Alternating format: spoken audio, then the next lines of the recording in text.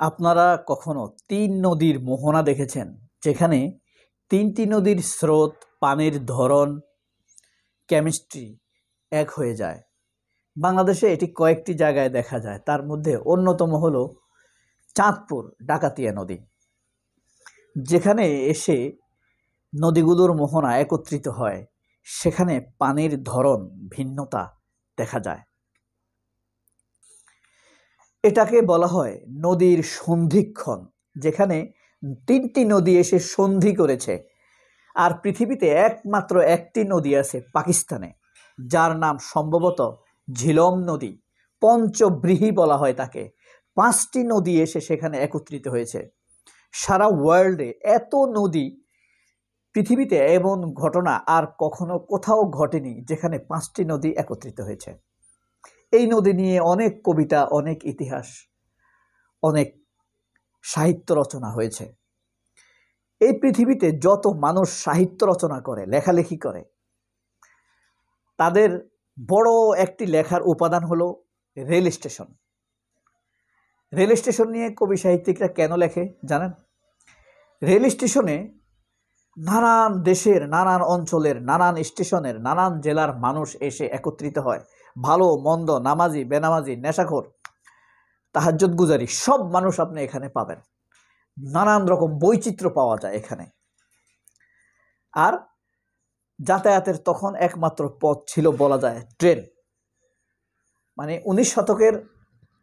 17 শতক থেকে 19 শতক পর্যন্ত যাতায়াতের সবচাইতে আধুনিক পথ ছিল ট্রেন। ট্রেনের মাধ্যমে মানুষ আসা যাওয়া করত। এই ট্রেন স্টেশন একটি সন্ধিক্ষণ। অনেক জাতের, অনেক মতের, অনেক জেলার, অনেক অঞ্চলের মানুষ এসে সন্ধি হয়, এখানে একত্রিত হয়। নদীর সন্ধিক্ষণ, মানুষের সন্ধিক্ষণ। ঠিক একইভাবে রাজনৈতিক একটি সন্ধিক্ষণ থাকে। এখান থেকে এসে নতুন করে শুরু করে। একটা নদীর স্রোত এক নদীতে আসে, সেখান থেকে গতি নতুনভাবে নিয়ে অন্যদিকে চলে যায়। যখন ধরেন পদ্মা, মেঘনা, যমুনা, 3টি নদী এক হয়েছে কোথায়? ডাকাতিয়াতে, চাঁদপুরে। এখন পদ্মার পানি যখন যমুনাতে ঢুকবে, সে পদ্মার মতো করে ঢুকতে পারবে না, একটু ঘোলা হয়ে ঢুকবে সে।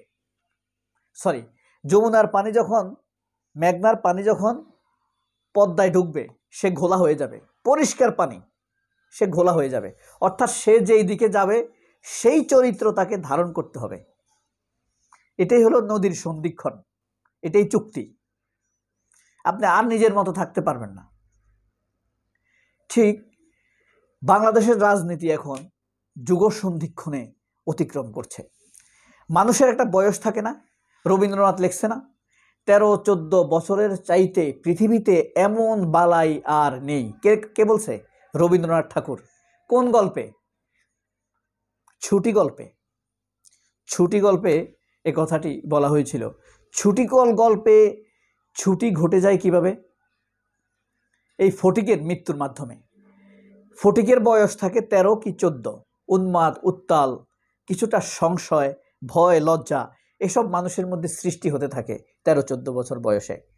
এ কারণে রবীন্দ্রনাথ বলেছেন, 13-14 বছর বয়সের মতো এমন বালাই আর পৃথিবীতে নাই। এই সন্ধিক্ষণ অতিক্রম করছে বাংলাদেশের রাজনীতি। আবুল আসাদ, বিখ্যাত লেখক, প্রখ্যাত লেখক, গবেষক, এই লোকটি খুব বেশি নাগরিক মর্যাদা না পেলেও আমার দৃষ্টিতে বর্তমানকালে বাংলাদেশের জীবিত থাকাদের মধ্যে সবচাইতে ভালো লেখক। এবং তার ডিটেকটিভ, গোয়েন্দা ভিত্তিক লেখাগুলি পৃথিবীর যে কোনো লেখাকে ফাইট দেওয়ার মতো। অনন্য সাধারণ বর্ণনা। আপনি যখন তার বই পড়বেন, আপনার কাছে মনে হবে না আপনি পড়ছেন, আপনার কাছে মনে হবে আপনি দেখছেন। এত সুন্দর লেখা আবুল আসাদ। তো আবুল আসাদের একটা বই আছে, যুগ সন্ধিক্ষণে পৃথিবী। এই বইটা যখন বের হয় যে বছর, সেই বছর আমারও একটি বই বের হয়েছিল। একই প্লেস থেকে, একই আপনার প্রকাশনা থেকে। তো আমি দেখতাম, আমি তখন সেখানে প্রায় বইমেলায় যেতাম, আমারও বই বের হয়েছে, আনন্দ লাগতো। একটি বই কি, ওইটাই আমার সম্ভবত প্রথম বই, সেটাই ও আবুল আসাদের সাথে আমার যে বইটা বের হয়েছে ওইটাই প্রথম বই। তো মানুষ আসতো, কারা কিন্তু আবুল আসাদের বই 21 মানে যুগ সন্ধিক্ষণের পৃথিবী, ইউনিভার্সিটির প্রফেসর, পিএইচডি গবেষক, থিসিস অ্যান্ড ক্লোজার, ইতিহাসের অধ্যাপক, এই লেভেলের লোকেরা তার বই কিন্তু, যারা তপ সব পিএইচডি লেভেলের বই। আবার এত উঁচু লেভেলের বই যে খুব কঠিন ভাষায় না, এত সুন্দর সরলভাবে লেখে, বিস্ময়কর, আশ্চর্যজনক। তো বাংলাদেশের রাজনীতি এই যুগ সন্ধিক্ষণে চলছে।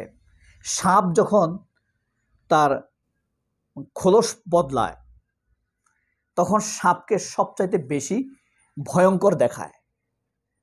ঠিক আছে, আপনি দেখবেন সাপ যখন তার খোলস বদলায় সাপকে সবচাইতে বেশি ভয়ঙ্কর লাগে, কিন্তু সাপ তখন সবচাইতে দুর্বল অবস্থায় থাকে, তখন সাপ সবচাইতে দুর্বল অবস্থায় থাকে।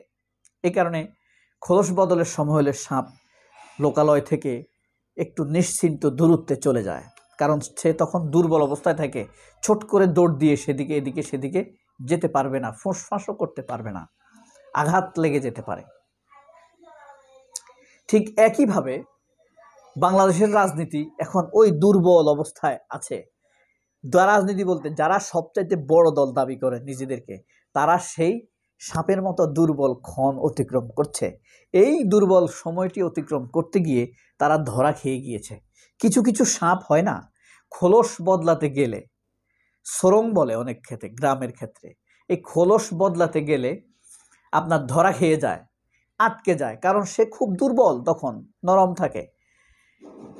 বাংলাদেশের রাজনৈতিক দলটিও এভাবে সন্ধিক্ষণ অতিক্রম করতে গিয়ে সে বদলে গিয়েছে, খোলস উল্টে গেছে, এই খোলস থেকে বেরিয়ে আর আসতে পারছে না। তো রাজনৈতিক এই যুগ সন্ধিক্ষণে, পট পরিবর্তনে এই মহাকালে রাজনীতির ডাইমেনশন ঘটে যাচ্ছে। মানুষের শক্তির ভর, শক্তির কেন্দ্র এক দিক থেকে আরেক দিকে সরে যাচ্ছে, সৃষ্টি হচ্ছে নতুন শক্তি, আসছে নতুন ভর কেন্দ্র। এই ভর কেন্দ্র হয়ে উঠছে জামায়াত, আর ক্ষয়িষ্ণু সেই সাপের খোলস হয়ে যাচ্ছে বিএনপি। সাপ যে খোলসটি ফেলে আসে সেটির আর কোনো মূল্য থাকে না। একটি কাজে এই সাপের খোলস ব্যবহার করা হয়, মানুষের যখন ফুসফুসে হাঁপানির রোগ হয় সেই কাজেই শুধুমাত্র সাপের সেই খোলস ব্যবহার করা হয়।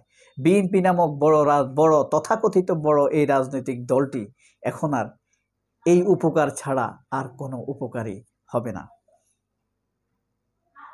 আল্লাহ হাফেজ, আসসালামু আলাইকুম।